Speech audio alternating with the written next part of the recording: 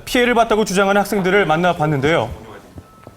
저는 성희롱 관련해서 온 거라 여학생일 줄 알았는데 남학생이세요? 여자 교수님이 남학생 그런 말 했으면 저 더 심각했을 텐데. 이 대학의 무용과 교수였던 그녀는 강의 시간에 남녀 학생을 막론하고 성희롱적인 발언을 일삼았다고 학생들은 주장합니다. 춤추는 게 마스터베이션 같다고, 자기한테 빠르게 밑에 보면서 한다고, 왜 저희한테 밑에 보면서 하냐고, 앞에 보면서 하라고. 너네 환장한다고 가운데다 다니지 말라고. 사를 보여야지 내가 더 알 수 있을 것 같다. 여학생들이 있는 앞에서 상의를 발의하고 2시간 동안 수업을. 그동안 성희롱 여교수가 학생들에게 했다는 말들인데요. 보시면 학생을 가르치는 교육자의 입에서 나온 말이라고는 상상되지 않을 정도의 수위였습니다. 많이 수치스러웠죠. 왜냐면 여학생들이 있는 앞에서 제 의지가 아닌 다른 사람의 의지로 옷을 벗었다는 게. 해당 교수와 통화를 직접 시도해봤는데요. 어떤 말씀도 드리고 싶지 않습니다. 성희롱을 한 적은 없다라고. 그걸 저한테 물어보시면 어떡합니까?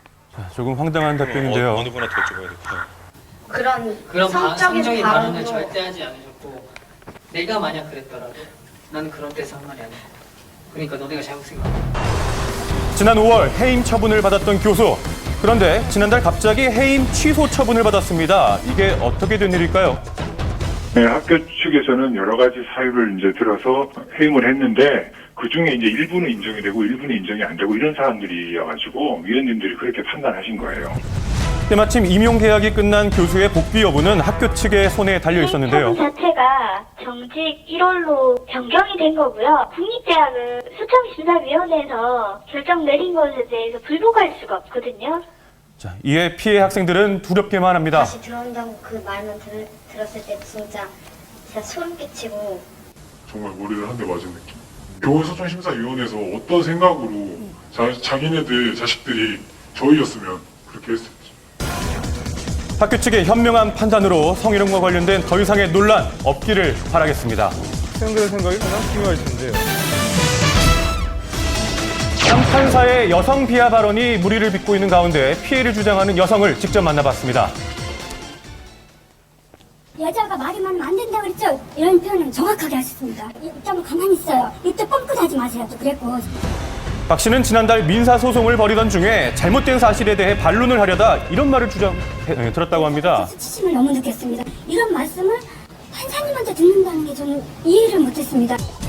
이번 일에 이목이 더 집중되는 이유, 해당 판사가 지난해에도 비하 발언으로 물의를 빚었기 때문인데요. 40대 판사가 증인으로 출석한 66살 여성에게 늙으면 죽어야지 이런 말을 했습니다.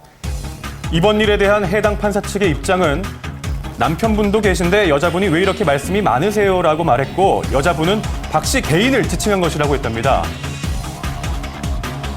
또한 박 씨가 사건과 무관한 말을 많이 해서 주의를 주려는 취지였지 여성 비하의 의미는 아니었다고 하는데요. 법원은 감사관을 통해서 명확한 진상조사를 진행 중이라고 밝혔습니다. 그런데 이번 일뿐만 아니라 그동안 여러 판사들의 언행이 문제가 되었습니다. 최근 5년 동안 논란이 됐던 판사들의 발언에는 위화감이 들 만한 도를 넘어선 내용들도 있었습니다. 그렇다면 이런 일이 줄어들기 위해서는 어떤 노력이 필요할까요? 사법의 신뢰 자체가 개개 판사의 언행을 통해서 확보된다는 점을 충분히 인식하고, 사법의 권력 자체가 국민으로부터 나온 거기 때문에 그런 관점에서 진중하게 재판을 진행한다면은 좀 이런 일이 좀 더 덜 발생하지 않을까 하는 생각이 듭니다. 서로를 조금 더 존중했다면 말로 인한 상처 생기지 않았을지도 모르겠습니다.